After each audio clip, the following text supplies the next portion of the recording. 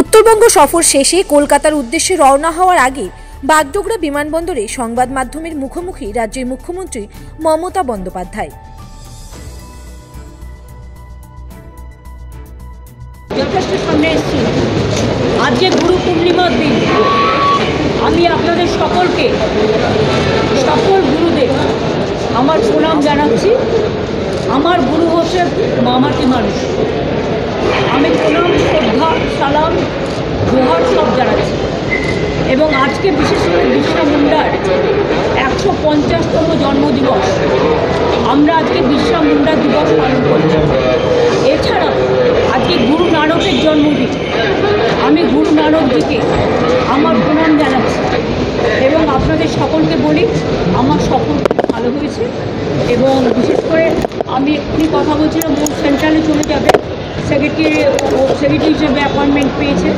তো যাওয়ার আগে ওকে আমি বলেছি 4টে skill training centre Darjeeling, Kalimpong, কাশিয়ানে করতে।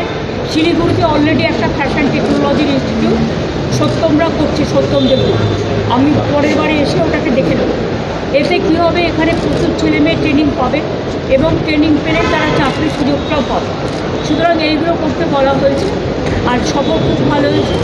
আপনাদের সকলকে আমি অনেক শুভকামনা জানাচ্ছি, শুভেচ্ছা জানাচ্ছি, আপনাদের সহযোগিতা কামনা করছি। ট্যাব নিয়ে সিট গঠন করেছে, এটা অ্যাডমিনিস্ট্রেশনের কাজ, অ্যাডমিনিস্ট্রেশনকে করতে দিন।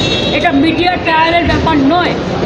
এর মধ্যে মহারাষ্ট্রেরও অনেক পূজা ওরা হাইজ্যাক করেছে, অন্যান্য রাজস্থানেরও করেছে, সব স্টেটের থেকে হাইজ্যাক করেছে। এই গ্রুপটাকে আমরাই ধরতে পেরেছি। সুতরাং আমাদের administration is very strong, rough and tough. তারা অলরেডি 6জনকে অ্যারেস্ট করেছে, সিট গঠন করেছে, বাদবাকি যা যা করার করবে। এবং ক্যাবের যারা টাকা পায়নি তাদের সবাইকে টাকা দিয়ে দেওয়া হচ্ছে।